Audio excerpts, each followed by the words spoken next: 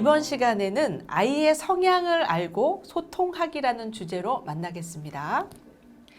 이 수업은 내 아이를 위한 감정 코칭이란 책이 있습니다. 그 책에 있는 상당 부분을 여러분하고 같이 이야기 나눌 수 있는 사례를 통해서 같이 알아보는 시간을 갖는 겁니다. 오늘 저희가 알아봐야 될 것은 아이들마다 기질이라는 게 있다는 겁니다. 여러분, 기질 다 다르죠? 여러분들. 저는 이제 그런 얘기를 합니다.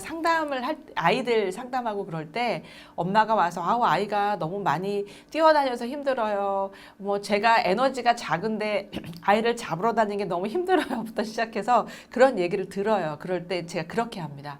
아이가 평상시 양말을 잘 신고 있나요? 아니요. 네. 보통 열이 많은 다혈질의 아이들은 자기 양말을 벗어 던져요. 자기가 열이 많으니까. 그래서 네, 제가 고개를 끄덕끄덕 합니다. 예, 그것은 이제 하나의 예로 제가 그냥 안 만나본 아이를 어떻게 알 수 있겠어요. 근데 그냥 그렇게 양말을 벗어 던질 정도로 몸에 열이 많은 아이는 어떻게 해야 될까? 얘를 잡아둔다라고 했을 때 잡힐 수 있겠어요, 여러분들? 엄마가 굉장히 정적인 엄마인데 활달한 아이를 힘들죠. 활달한 아이를 따라다니는 게 엄마가 쉬운 게 좀 아니잖아요. 그렇죠? 그럼 어떻게 해야 될까요? 이럴 때. 엄마의 스타일에 맞게 아이가 잘할 수 있을까요? 저는 아니라고 봐요. 예. 그래서 아이가 갖고 태어난 기질이 있는데 그 기질에 대해서 잘 알 필요가 있다는 거죠. 우리가 어떻게 이 아이를 잘 기를 것이냐라는 측면에 있어서. 그래서 다양한 기질이 있는데 여기서는 그냥 좀 간단하게 설명을 하고 있습니다. 간단하게 어떻게 설명하고 있냐면은 첫 번째 순둥이형이래요. 여러분, 순둥이형. 자, 여러분들은 아기 때 어떤 사람이었어요? 순둥이였어요? 아니면은 개구쟁이였어요? 아니면 다혈질이 아까 양말 벗어 던지는 아이였어요? 한번 생각해 보세요. 저는요, 순둥이형이었대요. 근데 제가 순둥이형이었다는 걸 제 자신이 알 수 있는 부분이 있어요. 저의 컴플렉스는 이 뒤통수가 너무 납작해요. 아예 없어요. 완전 납작해요. 그래서 엄마한테 엄마 나도 좀 아기 때 이렇게 예쁜 두상을 만들어주고 이런 거 좀 하지 그랬어요. 그랬더니 미안하다고 막 그러시는데 너무 아이가 순한 거예요. 너무 순하고 반응이 없으니까 그냥 이렇게 눕혀둔 거죠. 우리 애기 잘 노네. 쭈쭈 물려주면 잘 먹고 빵긋빵긋 웃고 잘 웃고 그러니까 그냥 그게 다였던 거죠. 제가 좀 울어 제낄 거 그랬어요. 울어 제끼고 그랬으면 좀 엄마가 안아주고 막 좀 다양하게 그렇게 했으면은 저의 뒤통수가 이렇게 납작하게 되지 않았을 것 같은데. 그러니까 많이 눕혀놓은 거예요, 저를. 근데 이왕에 눕혀놓으면 좀 모로도 눕혀놓고 옆으로도 눕혀놓고 그랬으면 좋았을 텐데 애가 그냥 순하니까 이렇게 엎어놨던 게 여기가 이제 너무 절벽인 상태가 된 거죠. 그런 사람들 많을 거예요, 여러분들. 그래서 여러분의 머리를 만들어 봤을 때 뒤통수가 없다 그러면 아마도 내가 어릴 때 순둥이가 아니었을까 하는 생각을 한 번씩은 해보실 필요가 있다는 거죠. 이 순둥이형 아이들은요, 잘 먹어요, 일단. 그리고 잘 자고요. 방긋방긋 잘 웃는데요. 근데 저는 방긋방긋 잘 웃지는 않았던 것 같아. 내가 기억을 못 하는구나. 엄마의 말을 들어봐야 되는구나. 제 기억에 제가 방긋방긋 잘 웃었는지 저는 알 수는 없네요. 그쵸? 네. 하여튼 순한 아이였대요. 손 안 가는 아이였대요. 잘 먹이고 기저귀만 제때 갈아주면 보채지 않는 아이예요. 이런 아이들이 전체 한 40%라고 그러던데 이 40%의 근거는 뭔지는 잘 모르겠어요. 이 책에는 그렇게 나와 있거든요. 그러니까 일단 좀 많다는 거죠. 대다수의 사람들이 고를 수 있다라는 얘기를 하는 거예요. 어지간한 일에도 불평 없이 잘 참아요. 지금도 그래요. 제가 뭐 특별히 가리는 것도 없고 잘 참고 특별히 뭐 이렇게 컴플레인이 많은 사람이 아니에요. 근데 이게 속으로 병들 수가 있대요. 속으로. 제가 속으로 병이 들었나? 20몇 살 때는 속으로 병이 들었던 것 같아요. 저는 이제 이 일을 하면서 제가 어떠한 캐릭터의 사람인지를 알고 후천적으로 개발을 했기 때문에 요즘은 안 참아요. 다 얘기하는 스타일이 됐는데 이 기질의 사람들이 자기를 잘 표현하는 게 어려울 수도 있고 그 필요성을 못 느낄 수 있다는 거죠. 그러니까 자기 스스로가 스트레스가 쌓이는 거를 본인 스스로가 모를 수 있어요. 특히 순둥이형 아이들은 뭘 할 때 자기 주장이 많은 아이들이 아니에요. 근데 굉장히 순둥이형 아이들이 뭔가 주장했을 때 엄마는 어떻게 해야 돼요? 들어줘야 돼요. 잘 주장하는 아이들이 아니기 때문에 속으로 병들 수 있다는 겁니다.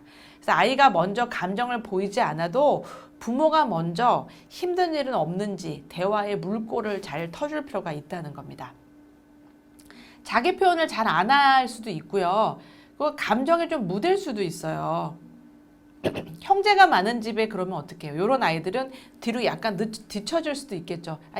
왜? 앞에서 컴플레인 하는 아이부터 챙기게 되잖아요. 그렇죠? 그래서 부모들이 순하고 착한 아이이기 때문에 칭찬도 많이 너가 있어서 너무 좋아 고마워 하면서 이 아이가 그 칭찬을 받는 것 때문에 그냥 넘어갈 수 있다는 거죠.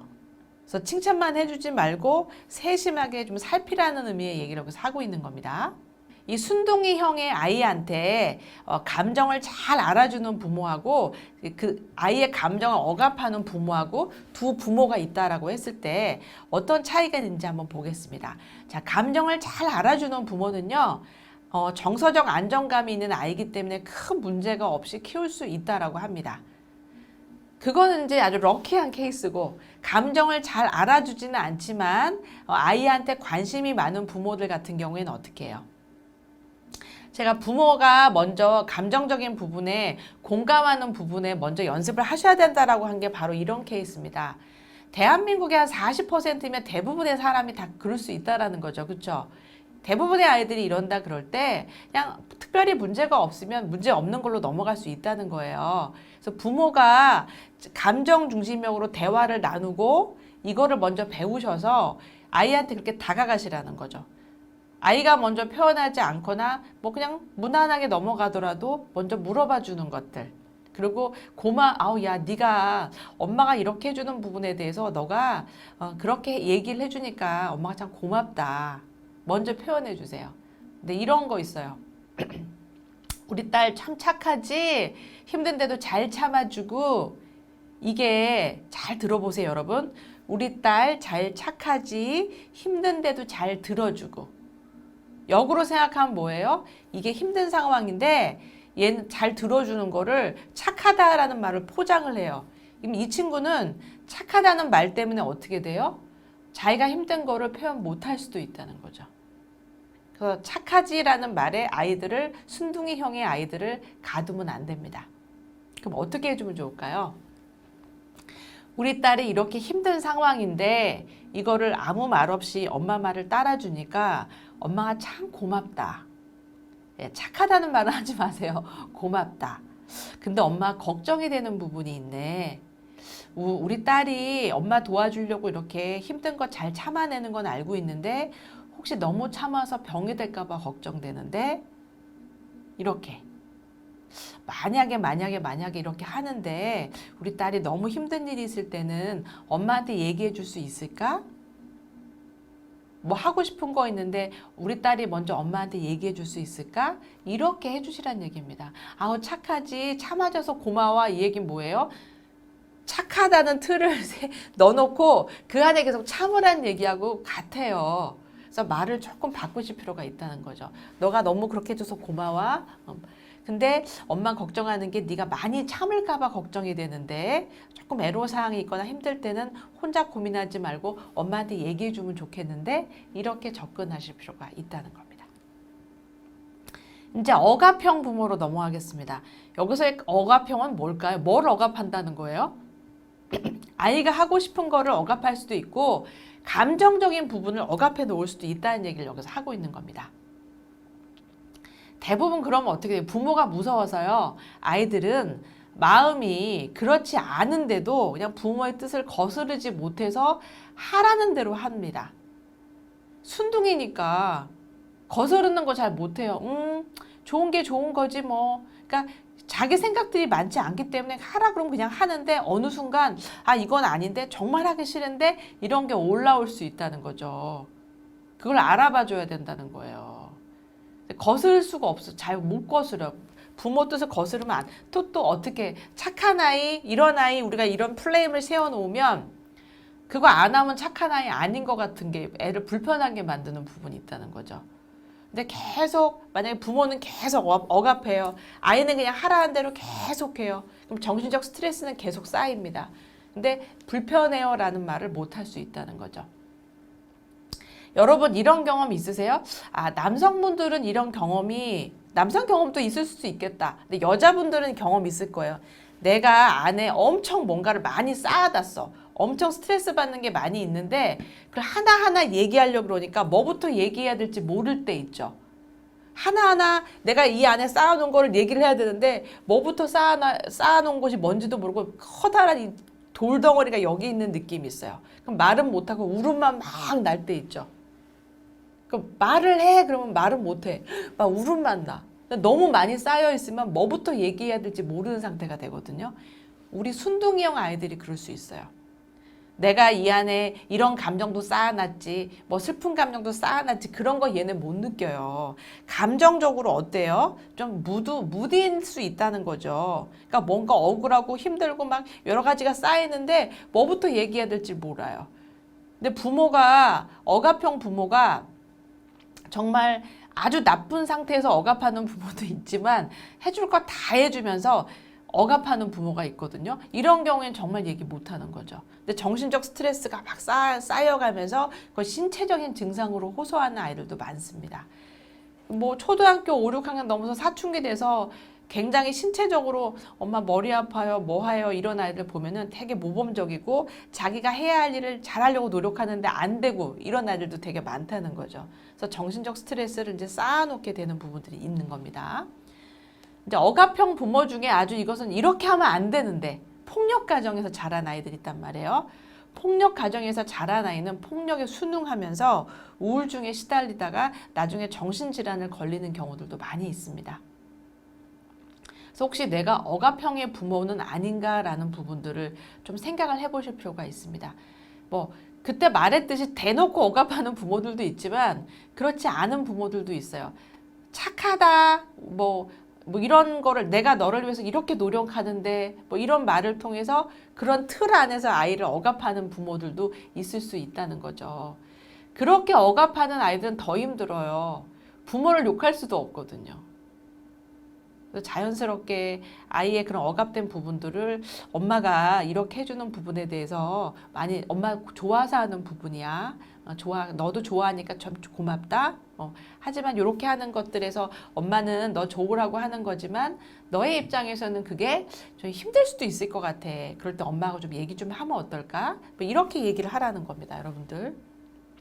사례를 들어서 여러분 얘기하면 좋은데 순둥이 사례가 제가 별로 없어요. 왜 제가 순둥이 사례가 없을까요? 저는 이제 상담하고 아이들 그런 문제되는 아이들을 주로 만나다 왔잖아요. 그러니까 문제되는 아이들을 저를 만나러 오는데 순둥이가 저를 만나러 오겠어요? 잘 안 오죠. 그럼 순둥이가 어떨 때 와요? 문제되는 아이가 됐을 때 오죠. 그쵸? 그럼 순둥이가 문제되는 아이가 왔을 때 어떤 문제로 왔을 때? 사춘기를 경험하면서 자기를 잘 표현하지 못하고 억압되어 있던 것들이 어떤 위기 상황이라는 부분이 왔을 때 학교에서 심하게 왕따를 당하거나 뭐 가족에 어떤 문제가 생기거나 그랬을 때 이 아이가 그것을 감당하지 못할 때 오는 경우들이 있어요. 그래서 신체화 증상을 호소하는 경우도 있고 또 과호흡이 일어나는 경우도 있고 공황장애를 경험해서 오는 아이들도 있고 그렇습니다. 그래서 요거는 그 성향이 이런 아이들은 자기를 잘 표현하는 게 안 된 아이들이니까 부모들이 먼저 같이 표현해 주는 거를 좀 해주는 게 좋고 어떤 발달 단계 위기가 왔을 때는 잘 넘어갈 수 있는 것들 잘 지켜봐 주는 게 도움이 된다는 거죠. 근데 아까 저한테까지 올 정도면은 부모님의 어떠한 영향으로 아니면 환경의 영향으로 사실은 관심을 잘 받지 못한 아이들일 수 있다는 거죠. 근데 적어도 오늘 저랑 이런 강의를 같이 이야기 듣고 나누실 수 있을 정도의 부모님이라면 아이의 교육에 관심이 있으신 분들이시잖아요. 그렇죠? 그리고 아이의 감정에 대해서 관심이 있으신 분들이기 때문에 이런 분들은 어떠한 발달 단계의 위기가 와도 무난하게 잘 넘어가실 수 있지 않을까라는 생각을 해봅니다. 항상 아이한테 관심의 끈을 놓지 않으라는 말씀을 드릴게요. 자, 한숨부터 나옵니다. 체제 거부형이랍니다. 여러분, 체제 거부형이 뭐예요? 자기 주관이 뚜렷한 아이들이에요. 자기 주관이 아주 뚜렷해요. 아기 때부터 좀 까칠하다라고 표현이 될 수도 있고요. 안아주거나 업어재거나 해도 징징거리고 보채고 부모님을 조금 힘들게 할 수 있었던 아이일 수 있다는 거죠. 자, 체제 거부형이 다른 말로 하면은 약간 예민한 아이일 수도 있다는 얘기인 겁니다. 그러니까 자기 주관의 선호도가 확실한 아이일 수도 있다는 얘기인 거죠. 이 책에선 이렇게 나옵니다. 남으로 가라고 하면 북으로 가고 동으로 가라고 하면 서로 가는 청개구리 형이래요. 아, 그 정도까지는 아닐 수도 있어요, 여러분. 근데 그럴 수도 있죠. 그러니까 반항심이 많아서 그럴 수도 있지만 아이들이 갖고 있는 반항심은 부모가 눌러놓은 부분에 대해서 나오는 거기 때문에 반항심이라고 하기보다는 호기심이 많은 아이들이 있어요. 호기심이 많은 아이들은 부모가 하라는 대로 그걸 그대로 하지 않거든요. 우리가 청개구리 형이라고 얘기를 합니다. 기존의 질서에 순응하기를 거부하고 자신만의 독특한 방식으로 정해진 틀을 거부하는 아이들이 있어요. 너무 이러면 사실 힘들어요. 너무 개성이 뛰어나면 사춘기 때 부모가 지칩니다. 근데 이제 이런 아이들 약간 자기만의 방식이 있어요. 뭐 어린이집 가거나 이렇게 해도 애들이 다 앉아있라는 선생님이 그 말 안 듣고 지 하고 싶은 대로 해버리고 막 이런 아이들이 있잖아요. 근데 그거를 다 들어줄 수는 없어요. 근데 어느 정도는 들어줘야 되지만 정말 부모가 이제 이걸 안 들어줬을 때 아이들이 거기에 반항심이라는 부분이 생기면서 삐뚤어주는 아이들이 있더라는 겁니다. 근데 이제 우리는 최대한 이 아이가 삐뚤어지지 않고 자신이 뭐 하고자 하는 것이 있지만 때에 따라서는 이거를 맞출 수도 있다라는 것을 가르치는 게 뭐예요? 그게 규범 문화라는 거죠. 단체 생활에서 배워야 될 것들 이런 부분들인데 이 체제 거부형의 아이들은 특히 사춘기 때는 저는 이렇게 이야기를 하고 싶어요. 내 인생은 나의 것을 아주 크게 부르짖는 아이들이라고 할 수 있겠죠. 이런 아이들은 누르면 누를수록 더 튕겨나갑니다. 그래서 이 아이들의 그것을 있는 그대로 존중해주는 의미가 필요하다는 거죠. 존중해주되 안 되는 부분도 있어요. 남하고 맞춰야 되거나 이렇게 해야 되는 부분들에 대해서는 어떻게 해요? 아이가 노력해주는 부분에 대해서 고맙다라는 것을 표현을 하실 필요가 있습니다. 엄마, 저 오늘 여기 가족 식사하러 왔는데 얘는 가족 식사를 안 하고 싶대요. 그럼 어떻게 해야 돼? 자기 뛰어다니고 놀고 싶다라고 얘기합니다.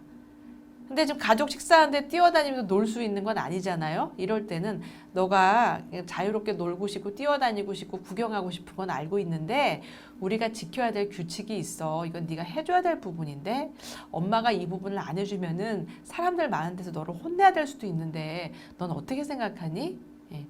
또 아이들이 자존심이 강하거든요. 열심히 노력을 아이가 하는 겁니다. 그럴 때 이제 얘가 뭐 1시간씩 밥 먹는데 앉아있을 수는 없잖아요. 그럼 화장실도 갔다 올 수 있게 해주고 아니면 저쪽 가서 조금만 좀 구경하고 올 수 있겠니? 뭐 이렇게 해서 틈을 좀 주실 필요는 있겠죠. 아니면 할머니한테 가족 식사니까 얘기 드리고 아이가 좀 오늘 속이 안 좋아서 밥을 많이 못 먹는데요. 잠깐 요거 핸드폰 잠깐 좀 할 수 있게 내가 좀 해도 될까요? 물어볼 수도 있고. 그래서 이 아이가 예우를 받는 느낌을 받는 거예요. 그래서 아이가 그거를 노력하는 거에 대해서 어떻게 말해준다? 지민아, 그 가족 식사 와서 1시간 동안 그렇게 앉아있는 게 어려웠지? 근데 지민이가 힘들지만 이렇게 노력해주는 모습이 참 엄마 너무 고마웠다. 이렇게 얘기해주면 아이가 씩 웃어요. 웃으면서 좋지요. 예, 하면서 부모가 나를 칭찬해주는구나 라는 마음을 먹을 수 있다는 겁니다. 근데 여러분 제가 지금 얘기한 거 잘 들어보세요. 굉장히 이론적이지 않아요? 어느 누가 가족 식사 가서 애들은 뛰어다니고 그러지 지민아 고마워하는 부모가 어디 있겠어요. 사실은 잘 안 돼요, 여러분. 안 되는 걸 제가 여러분들한테 부탁하는 거예요. 우리가 이게 잘 될 것 같으면 이런 교육을 할 필요가 없는 거죠. 그렇죠? 아이가 맨 처음에 안 되더라도 그렇게 말을 듣고 자란 아이와 그렇게 잘하지 않은 아이는 나중에 큰 차이가 나더라는 겁니다. 어디서 차이가 난다? 아이가 부모한테 올라오는 공격성의 차이가 나더라는 거죠. 분명히 아이들은 뛰어다니고 난리가 납니다. 가족 식사 갔을 때. 엄마는 소리소리 지르고 고함치고 애는 계속 뛰어다니고 나중에 이제 아이가 등짝 하나를 한 대 맞게 되잖아요. 그럼 아이는 기분이 점점 나빠지는 거죠. 그래서 그렇게 하기보다는 오늘 네가 갔는데 부산하고 산만하게 뛰어다니고 싶겠지, 그치? 근데 엄마가 너를 혼낼 것 같아. 근데 할머니도 있고 그런데 우리가 이 총체적 난관을 어떻게 헤쳐나가면 좋을까? 할머니한테 먼저 할머니 아이가 오늘 속이 좀 안 좋은데 가족 식사를 데리고 나왔어요. 밥을 좀 잘 못 먹을 것 같은데 제가 여기 한 켠에 앉아서 핸드폰을 잠깐 할 수 있게 해줘도 될까요? 라는 거를 먼저 물어봐야 되겠죠. 그럼 아이가 핸드폰 좀 하다가 찡찡거리면 한 바퀴 조용히 돌고 올 수 있게 해주는 겁니다. 그럼 이렇게 사전에 되어 있는 아이는 자기도 조심을 하려고 노력을 합니다. 근데 잘 안 돼요. 그럼 부모가 찡긋 엄마랑 약속한 거 딱 했을 때 아이가 하려고 노력하지만 애가 잘 될까요? 잘 안 돼요, 여러분. 아이들은 안 되는 게 정상입니다. 하지만 그 노력하는 과정과 부모가 하는 과정들 해서 오늘 그래도 네가 많이 노력했어. 아슬아슬했지만 아이가 들을 때 부모가 그걸 인정해 주려고 노력하는 것들, 내 부모가 인정해 주려고 노력하는 거가 중요한 부분이라는 거죠. 그래서 이거는 아이가 아무리 부모가 너를 이렇게 해서 하자라고 미리 해줘도 잘 안 됩니다. 잘 안 되지만 부모와의 관계에서 그렇게 키운 체제 거부형의 아이들은 어떨까요? 나중에 컸을 때 엄마 제가 호기심이 많은 아이라서 엄마를 힘들게 해서 죄송합니다 라는 얘기를 적어도 한 번 정도는 할 수 있지 않을까 생각이 됩니다. 요즘 같은 변화무쌍한 시대에는요, 이런 아이들이 굉장한 장점이 될 수 있습니다. 요즘 컨텐츠형 시대잖아요, 그렇죠?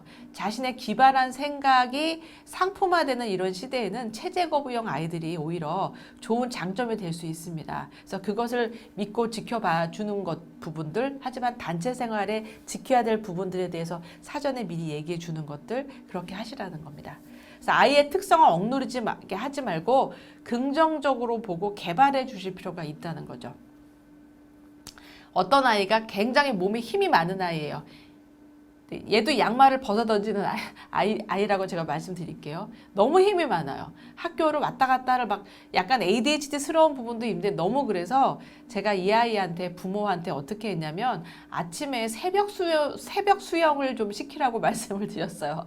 새벽에 수영을 하고 오면 아이들이 수업 들어가면 어떻게 해요? 다 자야 되죠. 얘는 얌전하게 앉아 있어요. 그러니까 이 아이는 하루에 써야 될 에너지 양이 있는데 그걸 아침에 다 쓰고 왔다라는 거죠. 그래서 아이마다 이 체제 거부형이 보여지는 것이 조금 다른 모습들로 보일 수 있어요. 에너지가 많은 아이, 아니면 자신의 생각이 많은 아이, 자기만의 시간이 필요한 아이, 다양하게 보일 수 있으니까 아이의 개성을 맞춰서 어느 정도 그거를 맞춰주실 필요는 있다는 겁니다. 억누르면 더 튕겨나가기 때문에 더욱더 감정을 공감해주고 스스로 옳고 그른 행동을 선택하도록 도와야 됩니다. 그래서 아까 가족 모임 절대로 안 된다라고 했지만 하십시오. 이것이 차곡 쌓였을 때 아이는 변화가 오더라는 거죠. 그 외국에 어떤 레스토랑을 갔는데 우리 아이들은 뛰어다니고 막 그러는데 외국 아이들은요 그러지 않고 얌전하게 앉아 있어요. 너무 신기하거든요. 교육의 어떤 차이가 있긴 있는 것 같아요. 그게 아까 말한 개성을 존중해주고 하는 부분에 대해서 나오는 부분이 아닐까 그런 생각을 해봅니다. 드디어 대기 만성형의 아이가 나왔습니다. 전체 아이들이 한 15% 정도 된다고 그러는데요. 뭘 하려면요 한참 뜸을 들이고 행동이나 말도 약간 느리게 하는 경향이 있어요.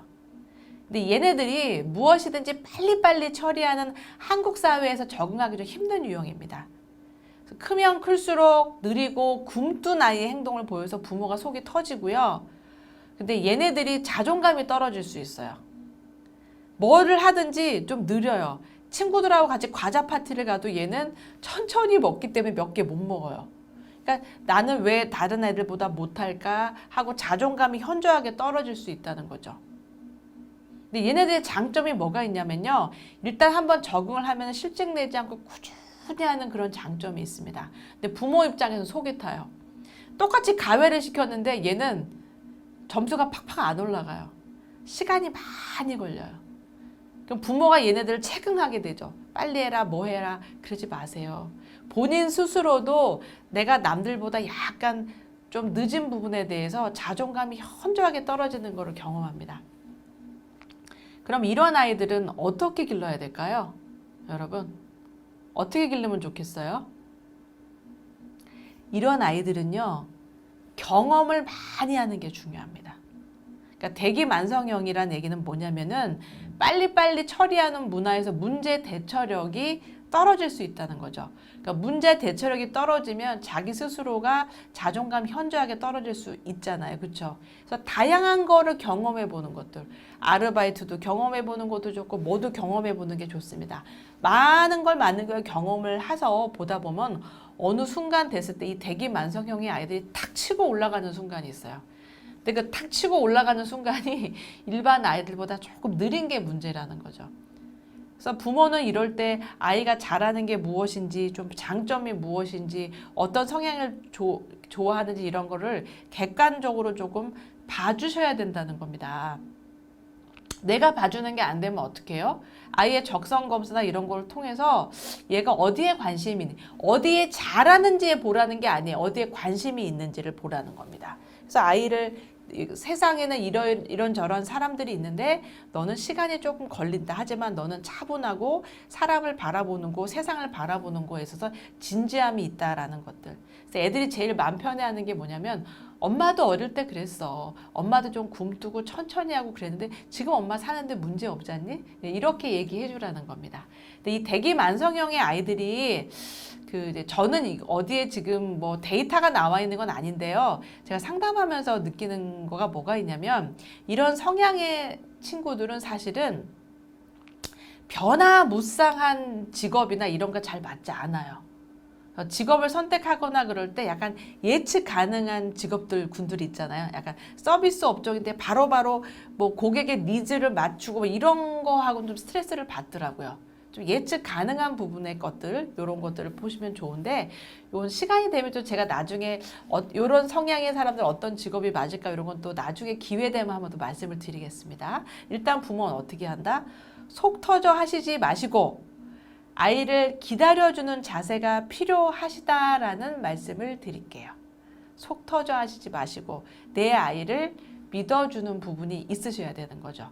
근데 여러분들이 부모가 되게 만약 과업 중심형의 부모라 그러면 아이는 과업 중심형의 부모한테 억압될 수 있습니다. 눈치 볼 수 있습니다. 그래서 부모 중에 한 명이 과업 중심형이라 그러면 한쪽 부모는 안 그러실 수 있거든요. 그 안 그러신 부모가 아이하고 얘기도 좀 많이 하고 다양한 경험을 좀 많이 할 수 있게 해주는 것들. 한 예로 산을 올라가는데 산 정상을 찍어야 되는 과업 중심형의 사람이 있고 올라가면서 주변에 좋은 꽃도 보고 경치도 보고 올라가는 사람들이 있습니다.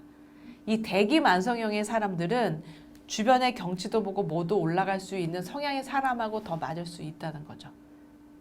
그래서 더 성향에 맞는 부모하고 더 친하게 지내는 것도 방법일 수 있고 아이를 네가 이렇게 하는 것이 아이 스스로가 자존감이 떨어지고 힘들어하니까 부모가 좀 지지하는 부분들 할 수 있어 괜찮아 천천히 해도 꼼꼼하게 하고 제대로만 가면 돼 기다려주는 것들. 그래서 조금 늦게 아이들이 힘이 응집됐을 때 팡 터지는 사람들이 있어요.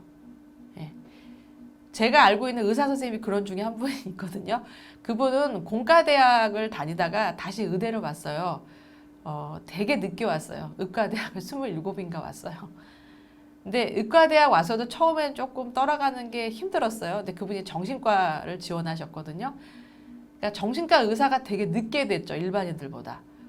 근데요. 그동안에 담아왔던 그런 부분들이 천천히 느리고 약간 그런 것들이 정신과 환자를 대하는 데는 되게 도움이 되더라고요.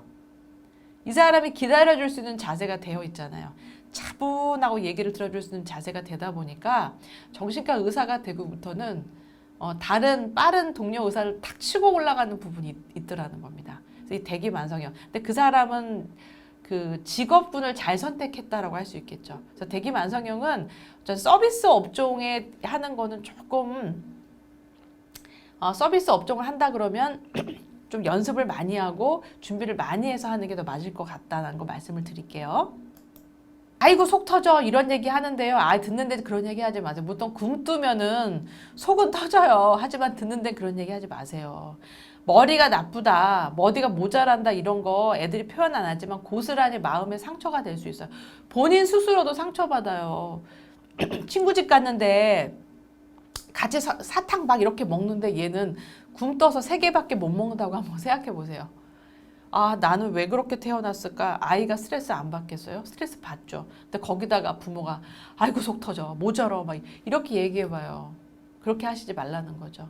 아이 자신도 어쩔 수 없는 아이의 기질이라는 거를 인정해주고 좀 느리지만 우리 천천히 가자. 이런 걸로 스트레스 받지 말자. 이렇게 해주라는 겁니다. 시간에 쫓기는 부모일수록 이런 아이를 느긋한 마음으로 지켜봐주는 게 필요합니다. 참 오늘은 여러분들한테 인내를 하라고 자꾸 요하는 말씀을 드려서 죄송합니다. 감정 공감이 될 때까지 인내하자라는 주제예요, 여러분. 너무 어렵죠? 아이의 감정을 공감한다고 효과가 바로 나타나는 게 아니에요. 제 강의를 부모 교육을 들은 어떤 어머니가 이제 집에 가서 엄마가 원래 말투가 타타타타타타 이렇게 막 되게 급한 말투의 사람이에요. 이제 부모 교육을 했으니까 아이한테 아무개야 하면서 얘기를 하니까 엄마 하던 대로 해요. 불편해요. 아이가 그러더래요. 그래서 아 선생님 애들이 불편하대요. 제가 좀 잘해보려고 그랬더니 그래서 내가 어머니 거기서 성격이 나오잖아요. 내가 변화될 준비가 됐다고 해서 그쪽이 변화된 내 모습을 받아줘야 될 준비는 된 건 아니잖아요. 내가 변화되려고 노력하는 거지. 그래서 이렇게 얘기하라고. 아무개 내가 부모 교육이라는 걸 좀 바꿔 왔는데 아이한테 이렇게 해주면 좋대. 엄마가 앞으로 좀 바꾸려고 하는데 나도 뻘쭘하거든. 근데 네가 나를 좀 도와주면 안 되겠니? 이렇게 하면은 아이가 이제 좀 닭살 돋아도 서로 노력하는 모습을 보인다는 거죠. 아이는요, 부모가 변화되는 것도 중요하지만 아, 부모가 나를 위해서 노력하고 있구나를 보여주는 게 더 고마워할 수 있다니까요. 부모로서는 아이의 감정을 공감하며 행동의 한계를 정해주는데 아이가 금방 바뀌겠어요? 금방 안 바뀌어요, 여러분들. 바뀌려고 노력하는 거를 칭찬해 주라는 거죠. 부모도 바뀌려고 노력하는 부분을 보여주라는 얘기를 하는 겁니다. 억압형 부모 중에는 아이가 어릴 때는 억압해서 막 잡아요. 꽉 잡아요. 그래서 제가 농담으로 이렇게 합니다. 초등학교 4, 5, 6학년 때 부모가 아이를 억압한 거에 비례해서 중학교 때 튕겨나간다라고 얘기를 하거든요. 특히 엄마요. 중학생이 되면 아이들이 엄마보다 등치가 커져요. 이제 엄마가 만만하거든요. 그럼 튕겨나갑니다. 그래서 억압하지 말고 좀 잘 이렇게 아이하고 같이 할 수 있는 걸 하라고 말씀을 드린 겁니다. 중학생이 되면 이제 억압하는 걸 잘 먹기 힘으로 힘은 이제 더 이상 되지도 않아요. 이때부터 아이는 반발하고 심한 경우 부모를 때리기까지 하는 집이 있어요. 이쯤 되면 부모도 겁이나 손을 쓸 수가 없습니다. 온순하고 착한 아이였는데 어느 순간 부모를 때리고 막 이런 문제가 생겨서 상담받으러 오는 아이가 있었어요. 근데 그것이 부모는 아이한테 다 해준다라고 생각을 하고 하지만 억압하는 부분이 분명히 있었다는 거죠. 근데 이제 엄마가 말투나 이런 거에서 아이를 무시하는 말투가 쌓이거나 이렇게 되는데 이 아이가 이제 사춘기가 돼서 중학교를 가면서 어떻게 돼요? 학교 생활에서 오는 다양한 스트레스가 있는데 학교에서 그걸 풀지 못하는 거예요. 집에 와서 제일 약한 엄마한테 엄마가 이제 이런 말투에서 자기를 건드리는 부분이 나오니까 엄마한테 확 터지더라고요. 그렇게 되면 안 된다는 겁니다. 그래서 아이의 거센 반격에 당황하여 이젠 나도 모르겠다고 그냥 손을 놔버리는 부모들도 있어요. 그러니까 애를 막 4, 5, 6학년까지 억압하고 막 산수도 가르치고 막 이렇게 어렵게 막 하다가 아이가 막 건너가기 시작하니까 지쳐서 아예 그냥 나가 떨어지는 부모들이 있어요. 근데 아이들은요, 부모의 간섭이 싫다고 반항하지만 정작 아이들은 부모가 손을 놓아버리는 걸 좋아하지 않습니다. 그래서 적절하게 이거를 조율하는 것이 내공이라는 겁니다, 여러분들. 어떤 상황에서도 아이의 손을 놓으면 안 돼요. 아이와 감정을 공감할 수 있을 때까지 10번이고 20번이고 재도전해야 합니다. 자, 저도 이 말을 하면서 여러분 왜 이렇게 교과서적인 말을 할까라고 생각이 들어요. 근데 어떡합니까? 이렇게 해야 되는데. 저의 예를 들게요. 우리 딸이 참 싫어하겠다. 공개적으로 자기 얘기하면은. 저는 아이를 혼낼 때요. 카페에 데리고 갑니다. 카페를 데려가요. 뭐를 시켜요? 저는 2,500원짜리 아이스 아메리카노를 시킵니다. 자, 우리 따님은 5,500원짜리 뭐 프라푸치노 뭐 이런 비싼 거 있잖아요. 이걸 탁 시킵니다. 그럼 둘이 가면 벌써 10,000원 돈입니다. 아이를 혼내는데 카페 가서 제가 10,000원을 쓰면서 혼을 냅니다. 왜 그럴까요, 여러분? 제가 왜 카페 가서 아이를 혼낼까요? 일단 사회적 지위와 체면이 있잖아요. 공개적인 자리에서 아이한테 소리를 지를 수 없습니다. 그리고 제가 이성을 가다듬을 수 있습니다. 여러분 이해되시죠? 상황 한번 상상해 보세요. 그럼 제가 효율적으로 아이한테 혼내야 될 부분을 잘 전달하려고 노력할 거 아닙니까? 그렇죠? 자, 아이는 어떨까요? 혼날지는 분명히 지가 했어요. 근데 부모가 커피숍에 데리고 와서 아주 비싼 거를 사주면서 이야기를 나눕니다. 그럼 아이는 싫어 싫어 됐어 못해요. 잘 들으려고 노력합니다. 왜요? 지가 받아먹은 5,500원짜리 음료수가 있잖아요. 그쵸? 일단 잘 들으려고 노력을 하고 부모가 말하는 거를 일단은 받아들이려고 한다는 거죠. 부모도 거기서 아이한테 혼내면서 얘기하지 않아요. 왜? 우리는 시간을 썼고 돈을 썼기 때문에 그 안에서 합리적으로 아이하고 뭘 해야 되기 때문에 저는 그렇게 혼을 냅니다. 예, 근데 그게 효과가 있더라고요, 여러분들. 절대로 아이의 손을 애가 반항하고 힘들게 한다고 손을 놓지 마세요. 이게 쉽지 않아요. 그래서 여러분들 지금 이 말 듣는 여러분들이 자녀분들의 천차만별의 나이가 있을 거예요. 근데 저는 저랑 같이 이 강의를 공유하는 분들이 아이가 초등학교 저학년이면 좋겠어요. 저학년이면 이 얘기를 듣고 여러분이 아이하고의 관계를 쌓아갈 수 있는 시간이 많이 있잖아요. 그렇죠? 사춘기인 분이 이걸 듣는다? 아이의 손을 놓지 말라는데 이미 어떻게 해야 되지? 자, 그럴 때는 반성하면 됩니다. 아이야, 내가 이런 강의를 들었는데 내가 너를 너무 억압하고 기르지 않았나라는 생각이 든다. 그래서 너가 요즘 나한테 이렇게 짜증내고 이러는 거 아닌지 모르겠는데, 근데 거기서 그러던데 아이가 반항하고 그래도 부모는 아이를 포기하면 안 된다고 그러는데 어떻게 하지? 끝까지 너의 손을 놓지 말라는데 어떻게 하면 좋겠니? 이렇게 하면 이제 반항기 그득한 아이들이 두 손 두 발을 다 들고 알아서 하세요. 막 이렇게 합니다. 하지만 속으로 싫어하지 않는다는 거죠. 그래서 제가 도 닦는 거라고 말씀드렸죠. 공들이라고 얘기했잖아요. 정말요, 공들인 아이는 나쁘게 되지 않아요. 공들인 아이가요, 반항을 하지 않는다는 게 아니에요. 공들인 아이는 반항을 하지만 다시 집으로 돌아온다라는 의미를 하는 겁니다. 아이의 성향이 반항 기질이 있는 아이들이 있어요. 걔네는 그거 해야 돼요. 안 하면 안 돼요. 아파요, 그러면. 근데 그랬을 때 부모가 얼마나 관계 끈을 갖고 아이가 집으로 올 수 있게 해주느냐를 그건 부모의 역량이라는 겁니다. 이런 얘기 하시지 마시래요. 너는 왜 그 모양이냐? 정말 그런 얘기 나올 때 있지 않아요, 여러분? 넌 하는 게 왜 그러니? 이런 말 나오지 않아요, 여러분들? 너는 하는 게 왜 그 모양이야? 어? 남들은 죽어라 공부하는데 한가하게 컴퓨터 게임이나 할 때야? 어? 왜 좋은 말로 할 때 말을 안 들어? 꼭 엄마를 왜 화나게 하니? 항상 언제 늘 왜 이런 말들 여러분 많이 하지 않아요? 저도 해요. 그럼 어떻게 해야 돼요, 여러분들? 특히 요즘 컴퓨터 게임, 스마트폰 이건 안 할 수가 없어요. 그럼 어떻게 해야 된다? 우리가 이 시대를 살아가는 데는 부모는 아이한테 스마트폰 그만해라. 달리는 차에서 스마트폰 보지 마라. 컴퓨터 게임 4시간 이상 하지 마라. 이런 얘기를 하는 시대예요. 하는 게 맞는 거예요. 그 말 안 하고 기르는 부모들이 무관심한 겁니다. 근데 이거를 어떻게 전달할 거냐는 거죠. 특히 게임 같은 경우에는 요즘 같이 하는 게임들이 많기 때문에 컴퓨터 빨리 꺼 할 수가 없어요. 열심히 게임하는데 탁 꺼버리면 걔는 그 사회에서 매장되는 겁니다. 물어봐야 되겠지. 그 게임 언제 끝나니? 앞으로 너한테 시간을 얼마를 주면 되겠니? 40분이요. 그래? 그럼 40분에 정확히 끝내.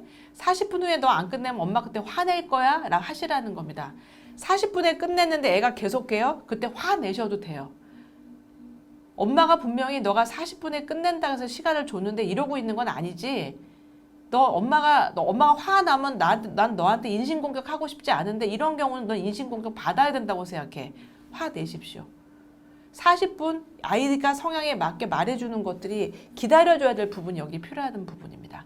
그래서 아이를 혼낼 때 스마트폰 이런 부분에 혼내는 거는 그냥 혼내는 걸 일상적인 생활로 받아들이는데 인신공격을 하거나 관계가 깨어질 만큼 이야기하지 않은 상태에서 이 가이드를 주고 혼내라는 말씀을 드릴게요. 내가 정신이 있는 애니? 네가 정신이 있어? 싸게 놀아타 노래 이런 말 하지 마세요, 여러분들. 상대방을 은근히 조롱하는 듯이 얘기한다라고 엄마는 그게 아닌데 아이 입장에선 그렇게 받아들일 수 있어요. 너한테 그러려고 그런 게 아니야. 그래서 그럼 알았어. 그런 미소가 나올 때마다 네가 나를 교정해 주라. 이렇게 한 친구들도 있습니다. 근데 그 과정들이 알았어. 엄마가 그런 미소가 나올 때 남한테 오해 사는 거니까 너가 나한테 얘기를 해줘. 이런 게 아이는요, 뭐가 있냐면, 아, 부모가 나를 믿는구나. 이렇게 된다는 겁니다. 얘가 어떤 잘못을 했을 때, 야, 엄마가 그 썩소 날리는 거 교정하려고 노력하는 거 봤지? 그럼 너도 좀 노력해줘야 되는 거 아니야? 이러면 말이 먹혀 들어갈 수 있다는 거죠. 그래서 경멸하는 말 같은 거 조심하실 필요가 있다는 겁니다. 말 한마디 하지 않고 경멸할 수 있는 게 아까 뭐예요? 웃는 거, 아유, 이런 것들 있잖아요. 이거는 아이들이 이래요. 치사해서 엄마한테 말은 못하는데 되게 기분 나쁘다고. 그럴 때는 야, 혹시 엄마의 태도 중에 너를 약간 기분 나쁘게 하는 어떤 태도가 있니? 하고 물어보는 거죠. 왜요? 말 한마디 하지 않고 경멸할 수 있는 게 아까 뭐예요? 웃는 거, 아유, 이런 것들 있잖아요. 이거는 아이들이 이래요. 치사해서 엄마한테 말은 못하는데 되게 기분 나쁘다고. 그럴 때는 야, 혹시 엄마의 태도 중에 너를 약간 기분 나쁘게 하는 어떤 태도가 있니? 하고 물어보는 거죠. 왜요? 엄마가 부모 교육 이런 거 받는데 혹시 그런 거 있는 아이가 나도 모르게 부모가 그러는 거에 상처받을 수 있대. 혹시 그런 거 있으면 좀 알려줄래? 이런 거 물어보시라는 겁니다. 없으면 안 알려주면 되는 거고 알려주면 같이 이야기 나누면 되는 거잖아요. 너한테 물어본 거 아니거든? 이런 말 아주 멀어지는 대화예요. 상대방에게 무시를 당하는 것도 비난이나 경멸을 당하는 것도 아주 상처를 받을 수 있다는 거죠. 상대방의 말을 아예 못 들은 척 대꾸하지 않는 엄마도 있어요. 아이가 엄마 배고파 먹을 거 좀 없어? 했는데 얘가 이제 뭐냐면 엄마는 기분이 나쁜 거지. 아이가 팽팽히 잤어요. 밥 먹으라 그러는데도 자고 계속 자다가 학원 시간 앞에 이제 얘가 막 나가려고 하는데 그때 엄마 나 배고파 먹을 거 없어? 그러면 엄마 입장에선 얘가 가짜는 가오리죠. 정말 화가 나지 않겠어요. 그렇게 깨워가지고 그 난리를 진짜 먹는다고 하지도 않다가 학원 가려고 할 때 그때 엄마 먹을 거 없어요? 그러면 엄마 입장에서는 속이 터져요. 그럴 때 이제 엄마가 학원 갈 시간이야. 준비해. 이렇게 말하잖아요. 그쵸? 그러면 얘는 아침에 엄마가 이렇게 깨우느라고 고생한 건 모르는 상태에서 기분이 나쁜 엄마가 내 말을 요즘 말로 씹는구나 이렇게 받아들인다는 거죠. 그럼 부모는 얼마나 화가 나겠어요. 그쵸? 어떻게 해야 돼요, 여러분 이럴 때? 일단 학원 갈 시간이야 했을 때 다시 얘기할 필요는 있겠죠. 엄마가 너 아까 밥 안 먹여보내서 좀 마음이 짠했어. 근데 엄마도 약간 좀 화가 났다 아까? 엄마 아침 내내 너 밥 먹으라고 깨웠잖아. 어? 들은 척도 안 하다가 학원 갈 때 일어나서 배고프다 그러면 엄마가 화가 날까 안 날까? 그럼 가만히 얘는 듣고 있을 거라는 거죠. 그러면 조금만 일찍 일어나자. 조금만 일찍 일어난다고 아이들이 일찍 일어날까요? 안 일어나요, 여러분. 그럴 때는 아예 그냥 엄마가 알아서 학원 갈 때 아이 주머니에 뭐 먹을 거 하나 이렇게 넣어 놓으세요. 차라리 그게 빠를 수도 있다는 거죠. 하지만 나중에 다시 물어본 거. 학원 갈 시간이야 하지 않고 엄마가 그렇게 보내서 마음이 좀 짠했어. 근데 엄마도 사실은 화가 많이 났다? 하고 나중에 뭐 하나 에너지바 같은 거 하나 챙겨주는 것들. 그게 이제 끈끈하게 서로 얘기는 되지 않지만 부모하고 통하는 부분이라는 겁니다. 자기 말을 들어주지 않고 부모가 하고 싶은 말만 하는 아이는 주눅이 들다가요. 나중에 부모한테 화가 올라와요. 그래서 어떤 아이가 얘기를 할 때는 일단은 들어주는 자세를 먼저 하라는 겁니다.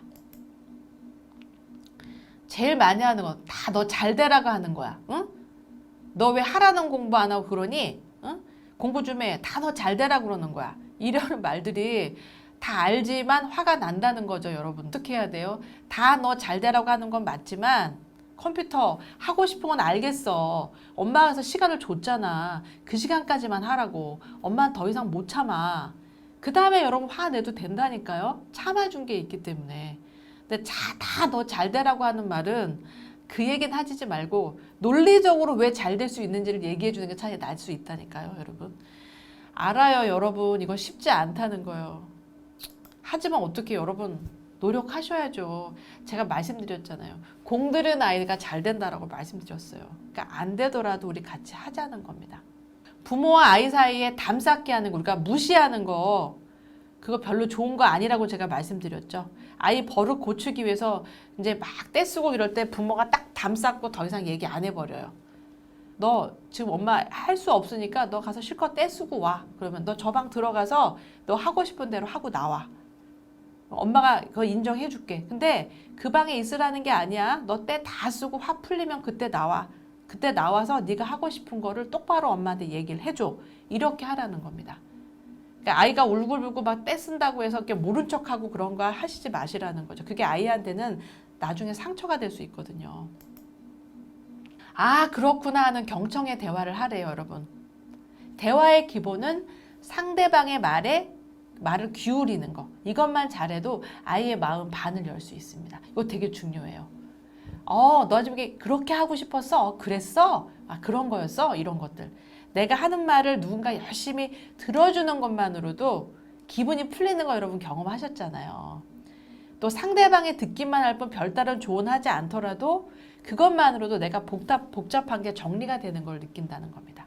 어떤 엄마가 선생님 그분하고 상담하는데 세션당 10만 원인데요. 갔다 왔는데요. 돈만 쓰고 온 것 같아요. 왜요? 아무런 얘기도 안 해줬대요. 그럼 그 선생님이 뭘 했어요? 네, 그러셨어요. 그렇구나. 이거밖에 안 했대요. 그러니까 1시간 동안 자기 혼자 북치고 장구치고 10만 원 주고 왔다는 거예요. 그래서 제가 어머니 북하고 장구는 치셨는데 마음은 어떠세요? 그랬더니 좀 후련한 부분도 있긴 있어요. 이렇게 얘기를 하시더라고요. 그분은 경청하는 대화를 한 거죠. 그 엄마가 남의 말을 잘 듣는 분이 아니에요. 거기 남의 말 잘 듣지 않는 분한테 뭘 이렇게 하세요 가르칠 필요가 뭐가 있어요. 일단 실컷 자기 이야기를 해주는 거 해볼 수 있게 해주는 것부터 우선이 돼야 되니까. 그러니까 그 엄마 그 다음에 안 가셨대요. 사실은 그 다음에 가셨으면 그 다음 전락에는 이제 어떻게 해야 되는지를 주거니 받거니를 좀 하실 수 있었을 텐데 엄마가 이제 안 가셨어요 그때. 네. 경청만 잘해줘도요. 그래서 우리가 엄마들이 감정에 대해서 아실 필요가 있다는 얘기를 드린 겁니다. 경청해 주려면은 그 사람의 감정을 읽을 수 있어야지 해줄 수 있을 거 아니에요. 아이가 화가 나 있거나 슬퍼할 때 지금 많이 화가 났구나 슬프구나 이렇게 말해줄 수 있어야 된다는 거죠. 막 쿵쾅거리고 막 씩씩거리고 애가 들어와요. 왜 그래? 무슨 일 있었어? 화나는 일 있었니? 응? 이렇게 물어봐 줄 수 있는 것도. 엄마 배고파 먹을 것 좀 없어? 그럼 아까 같은 경우 학원 같은 경우 배가 많이 고프구나. 자, 아까 엄마 그렇게 깨웠는데 일단은 가고 엄마랑 다시 그 문제에 대해서 얘기하자. 이렇게 하면은 야, 엄마가 아까 그렇게 깨웠는데 네가 안 일어났잖아. 그치? 근데 네가 배고프다고 가는데 엄마가 좀 줄 건 없고 이럴 때는 어떻게 해야 되겠냐? 조금만 일찍 일어나자. 아니면 엄마가 앞으로는 에너지바를 네 가방에 넣어줄게. 이게 이제 대화의 물꼬를 트는 부분이라는 거죠. 근데 애들이 엄마 학원 가기 싫어요. 이거 어떻게 하실 거예요, 여러분? 어떤 상황에는 수용이 먼저래요. 너 어제도 안 갔잖아. 이제 이럴 거잖아요. 나 학원 가기 싫어, 엄마. 배가 아픈 거 같아. 배가 아픈 건 뭐고 배가 아픈 거 같은 건 뭐야? 이렇게 얘기할 수도 있고. 이럴 때는 어떻게 해야 될까요? 모든 아이들이 다 학원 가기 싫어. 그치. 학원 가기 싫지. 그래, 학원 가기 싫은 거 엄마도 알아. 엄마도 옛날 학원 가기 싫었어. 그럼 엄마 그 다음에 나올 말이 뭔지 알지? 애가 끄덕끄덕하죠. 그래도 가라고 할 거지? 라고 할 거라는 거죠. 예. 고마워. 네가 학원 가기 싫고 많이 힘든 거 알아. 근데 엄마 입장에서 야, 네가 부모라고 한번 생각해봐. 네가 학원 가기 싫다는데 그럼 가지 마 이렇게 말할 부모가 어딨냐? 조금만 더 노력하자라고 말할 수밖에 없겠지. 응? 엄마 그렇게밖에 말 못해서 미안해. 그러면 아이는 우리 엄마한테 이런 말을 해봤자 승산이 없다. 이렇게 된다는 겁니다. 그래도 부모가 그걸 안다는 거. 봐봐요. 엄마 나 학원 가기 싫은데 배가 아플 계획이 있어. 이렇게 말해요. 그러면 지도 웃고 엄마도 웃어요. 이 얘기는 뭡니까? 안 아픈 건데 배가 아프다고 하고 엄마 가지 말까를 좀 얘기하는 거잖아요. 네. 시끄러! 엄마 그래봐요. 아이가 그런 말 할 수 있을까요? 못하죠. 근데 그렇게 여유 있게 얘기할 수 있는 집은 부모가 그만큼 그 얘기를 받아준다는 얘기라는 거죠. 목소리 톤을 낮추고 부드럽게 이야기한다. 아, 힘들다 이거 정말. 목소리 큰 분들 힘들어요. 근데 연습하셔야 됩니다. 목소리가 큰데 목소리 낮추는 건 안 돼요. 근데 이건 돼요. 목소리가 큰 분들은 속도를 늦추면 돼요. 속도를. 목소리도 크고 다다다다다다다 하면은 귀에 따발총 오는 것처럼 느끼고 하나도 안 들려요. 어떻게 알아? 속도를 늦추세요. 그러면. 크고 격한 목소리는 아이의 전두엽을 마비시킨다. 순간적으로 확 당황되면은 우리가 아는 것도 생각이 안 날 때가 있잖아요. 이럴 때 그럴 수 있다는 겁니다. 아이들이 우리 전두엽 얘기했었잖아요. 이 뇌도 발달되고 감정뇌도 발달되고 이렇게 해야 되는데 너무 격하게 이야기를 해버리면 순간 아이들은 공포스러운 감정에 움찔하고 들어가 버리는 겁니다. 움찔하고 들어가면 어떻게 돼요? 우리가 전두엽에서 판단하고 해야 되는데 공포스러운 감정이 억압돼 버리면 제대로 된 판단을 할 수 없게 되는 상태가 되는 거죠. 그래서 어떻게 해야 돼요? 혼내야 될 상황에 아까 제가 소리 지르지 않고 카페에 간다라고 한 얘기가 뭡니까? 감정을 너가 그렇게 하면 엄마 기분이 어떻겠니? 희선아, 엄마가 그렇게 학원 간다라고 깨웠는데 아니라고 나중에 뒷북치면서 엄마 배고파요. 그럼 엄마 기분이 어떻겠니? 이렇게 감정적인 대화를 가는 거예요. 너도 물론 엄마가 네가 배고프다는데 빨리 학원 가. 그럴 때 감정 무시당한 기분이 좀 들었겠지. 그치? 하지만 엄마 입장에서 화가 올라왔다? 이게 감정을 교류하는 대화가 된다는 겁니다. 그럼 우리가 앞으로 이 문제를 해결하기 위해서는 어떻게 하면 좋을까? 상황까지 판단할 수 있는 데까지 갈 수 있잖아요. 그래서 목소리 톤을 낮추고 부드럽게 이야기한다. 소리가 큰 분은 톤을 낮추는 게 잘 안 되기 때문에 천천히 이야기한다. 방어에 급급해하지 말고 조금만 인정하라. 엄만 잘 알지도 못하고 맨날 나만 가지고 그래? 뭐 이렇게 얘기해요. 그럼 엄마는 내가 뭘 모르는데 너 나 무시해? 뭐 이렇게 하시는 엄마들이 있어요. 본능적으로 방어가 먼저 나오는데 그러지 마세요. 내가 언제 맨날 그랬니? 네가 잘못했으니까 내가 그랬지. 막 이렇게 하지 마시라는 얘기입니다. 상대방이 비난할 때 맞받아치면 방어하지 말고 조금만 인정해준 태도를 가지라는 거죠. 아유, 엄마가 화난 것 때문에 화가 났구나. 엄마가 어제 말한 것 때문에 아직 화 안 풀린 거야?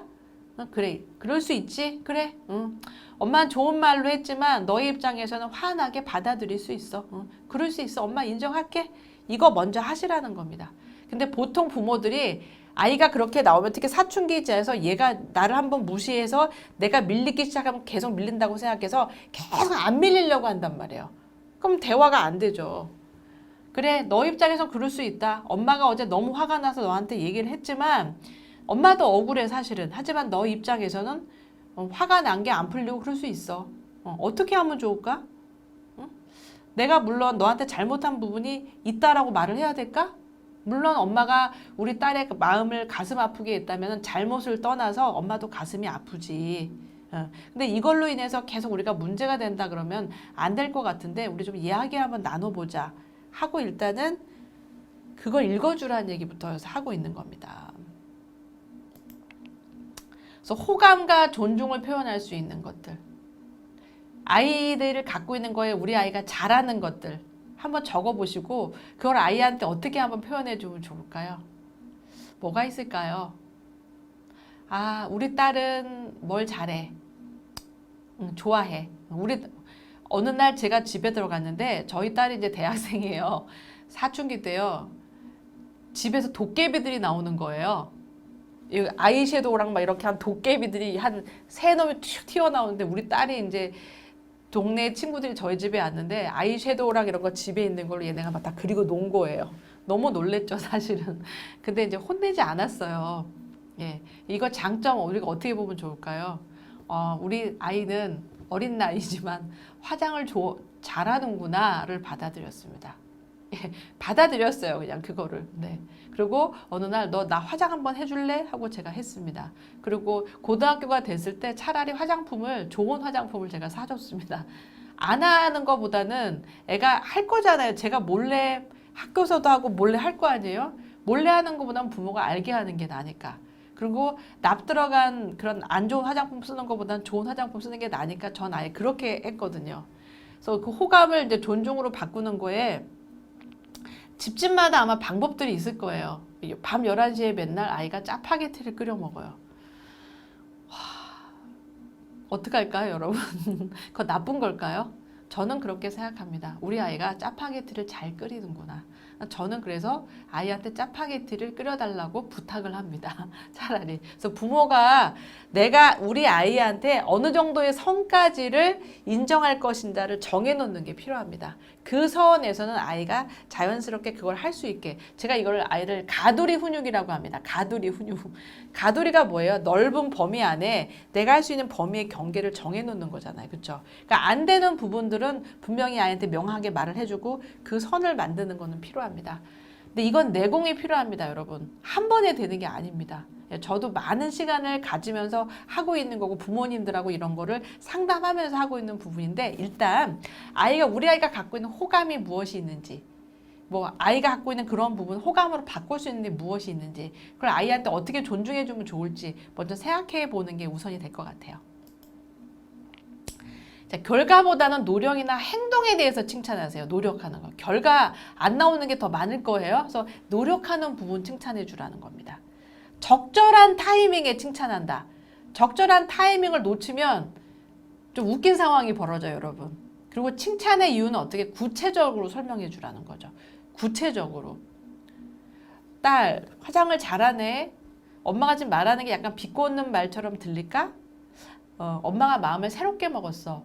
뭐냐면 우리 딸이 중학생인데 화장을 하고 나가길래 엄마 사실 충격을 먹었다? 근데 내가 그거 너 하지 말라 그러면 너 안 할 거 아니잖아. 그치? 그래서 내가 이왕이면 우리 딸이 화장을 할 거면 화장을 잘하는 아이로 만들기로 마음을 먹었고 때와 장소에 따라서 화장을 하고 안 하고를 구분할 수 있는 아이로 하자고 마음을 먹었어. 그러고 보니까 네가 화장을 잘하는 아이구나가 내 눈에 보이네? 이게 칭찬의 이유를 찾으라는 겁니다, 여러분. 근데 제대로 꾸중할 거.